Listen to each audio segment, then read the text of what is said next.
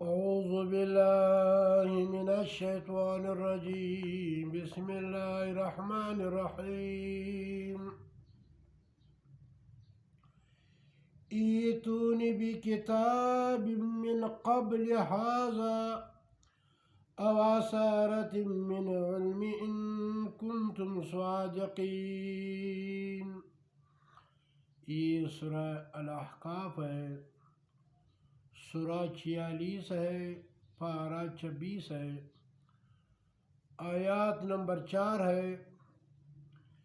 اس میں رب کائنات نے اپنے رسول کو خبردار کیا ہے کہ آپ کے موجودہ وقت میں جتنے بھی یہود میں فرقے ہیں یا نصارہ میں فرقے یا اور لوگ ہیں جو اپنے آپ کو دین اسلام کے دعوے دار کہتے ہیں، اس سے آپ نے یہ کہنا ہے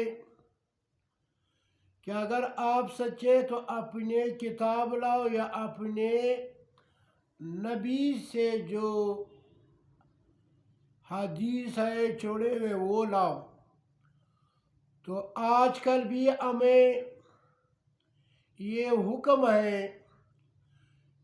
اسلام میں جتنے بھی فرقے ہیں، شیعہ میں 600 سے بھی زیادہ ہے، سنی مسلک میں مذہب میں بھی 600 سے زیادہ ہے، اور جو آج کل سنی مسلک میں جو اپنے آپ کو مسلم کہتے ہیں اور حق پہ سمجھتے ہیں، وہ اہل حدیث ہے، جماعت المسلمین ہے، اور جو اپنے آپ کو مومن مسلم کہتے ہیں، اور جو پنجپیری لوگ ہیں، دیوبندی ہے، بریلی ہے، جماعت اسلامی ہے، تبلیغی ہے، جو بھی ہے،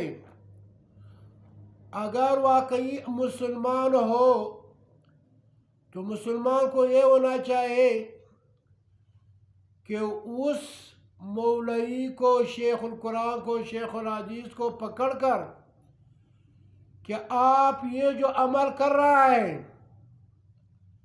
یہ عشاء کی نماز کے ساتھ جو 20 رکعت یا 8 رکعت تراویح پڑھتے ہیں، یہ اللہ کا کتاب میں یا اللہ کی کتاب سے پہلے جو تورات انجیل زبور ہے یا نبی صلی اللہ علیہ وسلم کی سنت میں یہ ہے، اگر ہے تو پیش کرو۔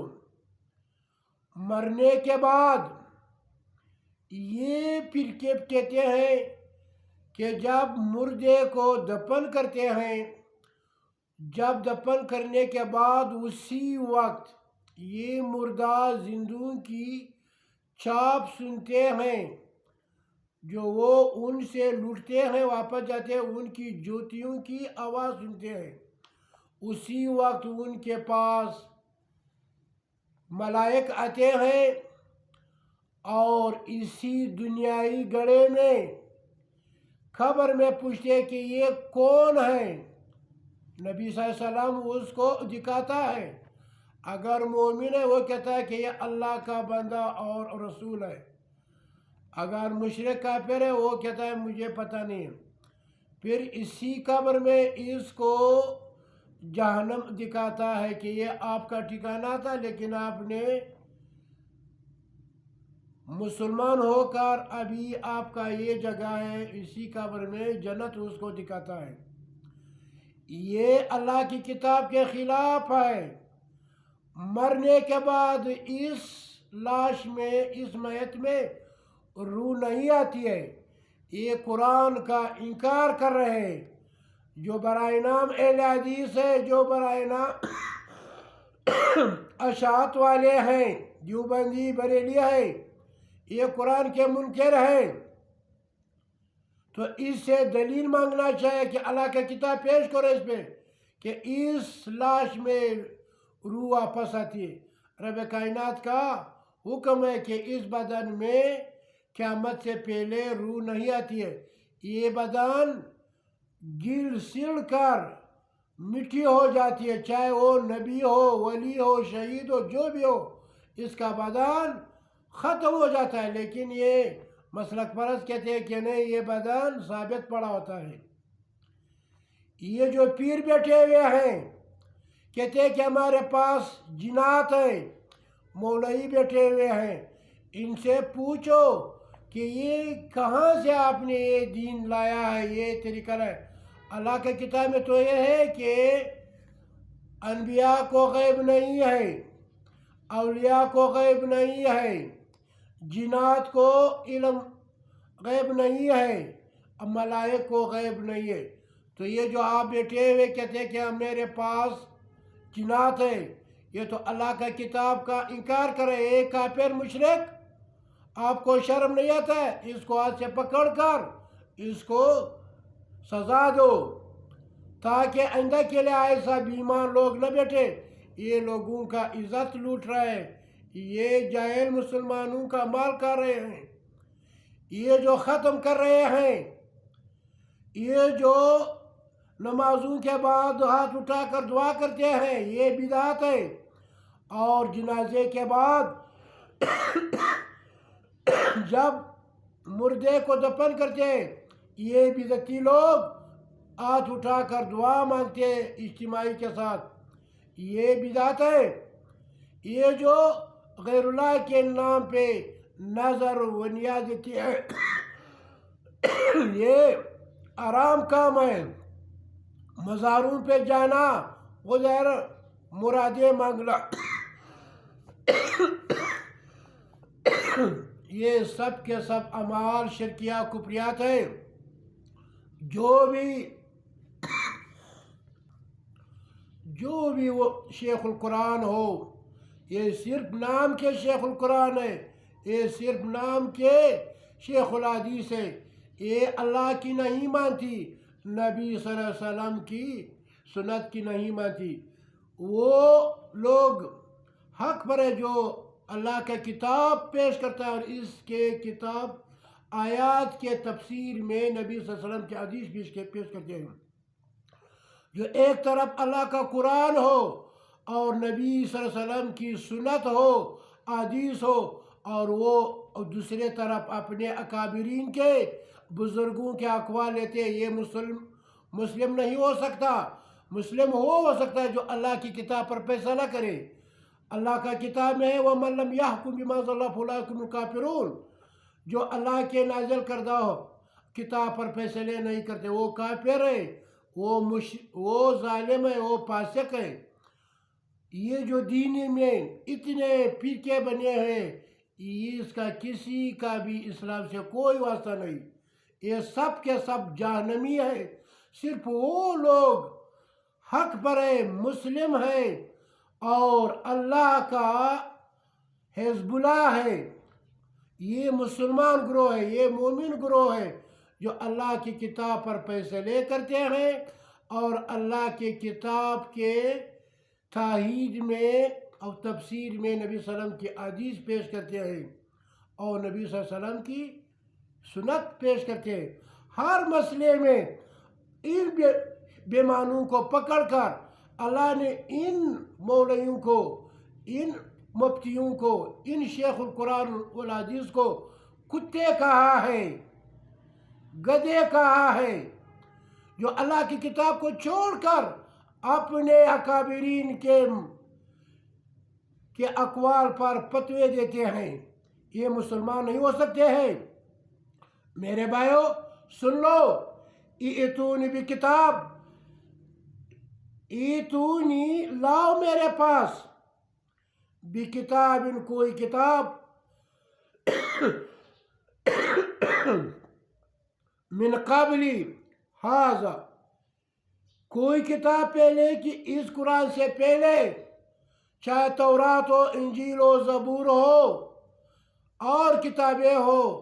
انبیاء کی تعداد صرف اللہ کو معلوم ہے، 25 انبیاء کا ذکر اس قرآن پاک میں موجود ہے، اور تعداد معلوم نہیں ہے۔ رب کائنات کا ارشاد ہے کہ انبیاء کی تعداد صرف ہم کو معلوم ہے اور کسی کو معلوم نہیں ہے۔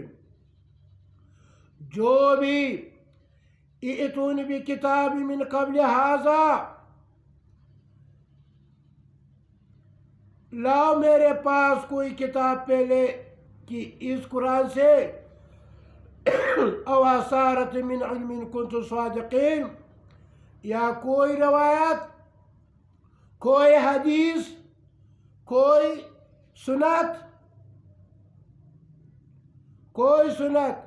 علمی اگر تم سچے ہو۔ اے مشرکو، اگر تمہارے پاس کوئی سابقہ آسمانی کتاب یا علمی آثار موجود ہوں تو میرے پاس لے آؤ اگر تم سچے ہو۔ یہ جو آپ لوگ کہہ رہے ہیں کہ انبیاء کی بدن مٹی نہیں کھاتی ہے، ثابت پڑے ہیں شہداء کی، تو لاؤ اس پر اللہ کی کتاب سے کوئی ایک آیات۔ اللہ کی کتاب میں یہ حکم موجود ہے کہ انبیاء کے تمام وہ انسان تھے، بشر تھے، وہ نور سے پیدا نہیں کیے، وہ اپنی جانب سے کوئی بات نہیں کرتا۔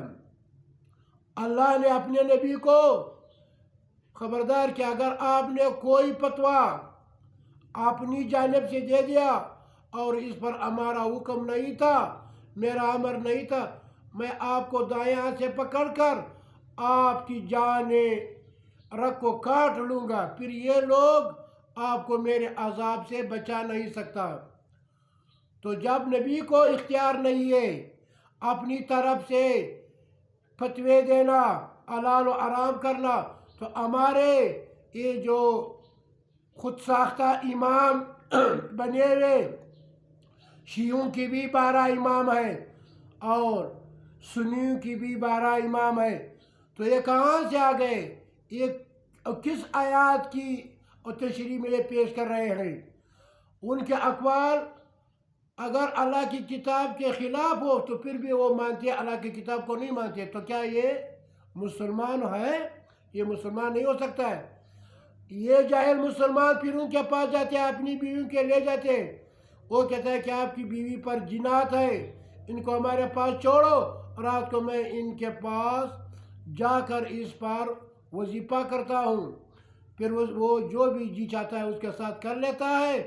اور ہمارے جاہل مذہب پرست مسلمان خوش ہوتے ہیں کہ میرا بیٹا ہوا، تو بیٹا کہاں سے آ گیا؟ تو اسی ظالم نے اس کے ساتھ زنا کیا ہوا۔ تو میرے بھائیو، اللہ کی کتاب کو سیکھو، اس پر عمل کرو، ان مشرکوں سے، ان ظالموں سے جو شیخ القرآن ہے، ان کو اللہ نے گدھے کا نام دیا ہے، کتے کا نام دیا ہے، تو جب اللہ نے اس کو کتے اور گدھے کا نام دیا ہے، کتا وہ جانور ہے اگر کسی چیز میں پی لے تو اس کو 7 مرتبہ دھونا پڑے گا، اور گدھا وہ حیوان ہے، جانور ہے جو کسی چیز میں پی لے وہ مشکوک ہوتا ہے۔ آج کل ان گدھوں نے دین اسلام کو مشکوک بنایا ہوا ہے، گدھے بنے ہوئے ہیں اپنی پیٹ کی خاطر۔ یا ایھا الذین آمنوا ان کثیر من الاحبار والرہبان یأکلون اموال الناس بالباطل۔